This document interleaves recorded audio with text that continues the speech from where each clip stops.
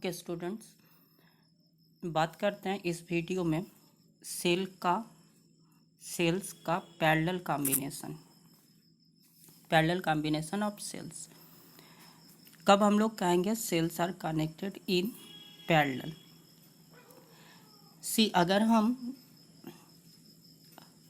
Sales के positive terminal को किसी एक पॉइंट पर कनेक्ट करते हैं और हर एक सेल के नेगेटिव टर्मिनल को भी एक साथ किसी दूसरे पॉइंट पर कनेक्ट करते हैं, तो फिर हम लोग कहेंगे this two cells are connected in parallel. Similarly you may connect three sales.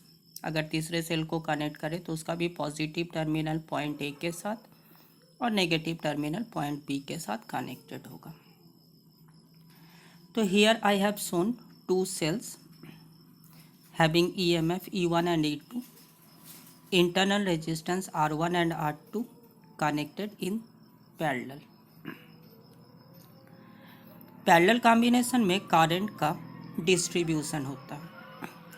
As you are seeing, first cell के पॉजिटिव टर्मिनल से I1 करंट एग्जिट किया, सेकेंड सेल के पॉजिटिव टर्मिनल से I2 करंट एग्जिट किया। They are meeting at a point, combining with each other to form total current I, that is simply I1 plus I2. अब ये I current flow करता हुआ पहुंचा point B तक, and you are seeing कि point B पर फिर से ये करंट दो पार्ट में डिस्ट्रीब्यूट हो जा रहा है, I1 through the first cell and I2 through the second cell. तो पैरेलल कॉम्बिनेशन में करंट का डिस्ट्रीब्यूशन होता है।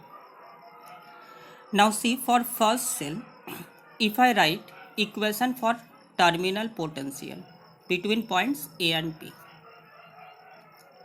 That is VA minus VB equals to E minus IR। First cell का EMF E1, फर्स्ट सेल के लिए current I1 और first cell का internal resistance R1। For the sake of simplicity, I have assumed VA minus VB that is equals to V। यहाँ से हम लोग I1 का वैल्यू कैलकुलेट कर लिए, that is E1 minus V divided by R1। Similarly, the second cell is also connected between points A and B। तो second cell के लिए भी टर्मिनल पोटेंशियल का इक्वेशन होगा VA minus VB, that I have already assumed as V, that is equals to second cell का EMF E2 minus second cell के लिए current I2 और सेकेंड सेल का internal resistance R2। From here I2 can be written as E2 minus V divided by R2। Now what you are seeing, I can be written as I1 plus I2. So I equals to I1 plus I2. What is I? I is the total current flowing through the entire circuit.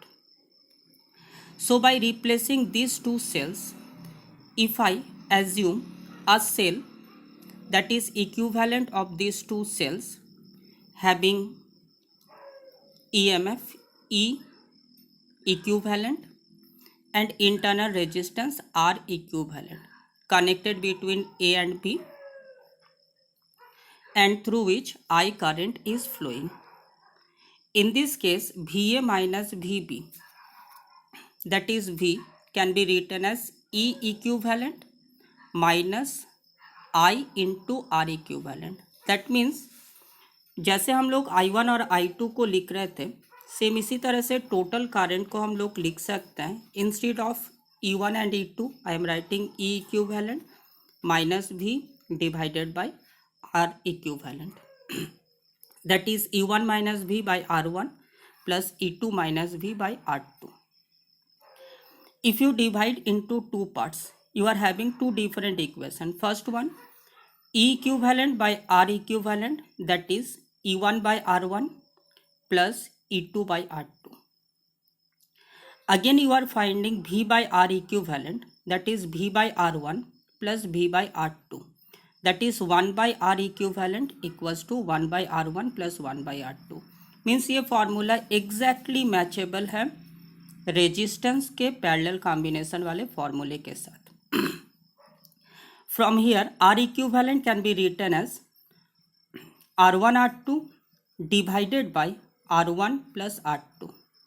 Now see E equivalent, that is E1 R2 plus E2 R1 into R equivalent, that is R1 R2 divided by R1 plus R2. If I cancel R1 R2 LCM, then E equivalent equals to E1 R2 plus E2 R1 divided by R1 plus R2. So this is the formula for equivalent EMF in parallel combination of cells. अब यहाँ से एक special चीज को हम लोग समझेंगे, that is suppose मेरे पास दो सेल्स है और दोनों आइडेंटिकल है। आइडेंटिकल मीन्स दोनों का EMF सेम और दोनों का इंटरनल रेजिस्टेंस भी सेम है। इस केस में इस दोनों सेल्स का इक्विवेलेंट EMF कितना होगा? Obviously this will be E into R plus E into R, that is 2ER by R plus R, 2ER by 2R, that is E. So what we are finding from here, अगर मेरे पास बहुत सारे identical sales हो, सबका EMF E, सबका internal resistance R, चाहे दो हो या दो से ज़्यादा, सबको अगर हम पैरेलल में कनेक्ट कर देते हैं तो इस सर्किट का इक्विवेलेंट EMF सिंपली एक सेल के EMF के इक्वल होगा। रिपीटिंग वंस अगेन, अगर मेरे पास बहुत सारा सेल्स है और सभी सेल्स आइडेंटिकल है तो उस सर्किट का इक्विवेलेंट EMF किसी एक सेल के EMF के इक्वल होगा। Now let us find the condition for maximum current in parallel combination. Parallel combination में मैक्सिमम करंट फ्लो करने का कंडीशन क्या है? See, I have connected several cells which are identical, all are having EMF E, internal resistance R in parallel combinations. Total M cells be there which are connected in parallel.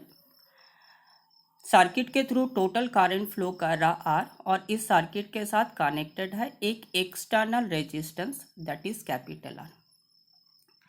Now total current that can be written as total EMF by total resistance. What is total EMF? ये सभी sales identical है और सबका सब parallel में connected है। It means obviously इस पूरे सर्किट का इक्विवेलेंट EMF या टोटल EMF E ही होगा। What about total resistance? Total resistance is simply the sum of total internal resistance plus total external resistance. External resistance तो R है, इस circuit का total internal resistance कितना होगा? तो I am applying the formula 1 by R equivalent equals to 1 by R plus 1 by R plus 1 by R up to n terms as there are total m number of cells. That means R equivalent is equals to R by m. So total internal resistance is R by m plus total external resistance is capital R. Now I am discussing two different cases. First case in which I am assuming that total internal resistance of the combination is much larger than external resistance. R by m much larger than R. In this case I can be written as ME divided by R. I am ignoring capital R, so I equals to ME divided by small r. What is E by R? E by R is simply the current due to a single cell. Therefore, current is equals to M times the current due to a single cell. Case number 2, in which I am assuming that R by M is much smaller than capital R, means total internal resistance external resistance से बहुत छोटा है. In this case I equals to E divided by R. That is current due to a single cell. तो यहाँ से हमें ये पता चला कि अगर हमें बहुत सारे लार्ज नंबर ऑफ सेल्स को पैरेलल में कनेक्ट करना है और मैक्सिमम करंट को ऑब्टेन करना है, तो हम लोग पैरेलल कॉम्बिनेशन में तब कनेक्ट करेंगे जब सेल्स का internal resistance, total internal resistance, वो एक्सटर्नल रेजिस्टेंस से बहुत बड़ा हो।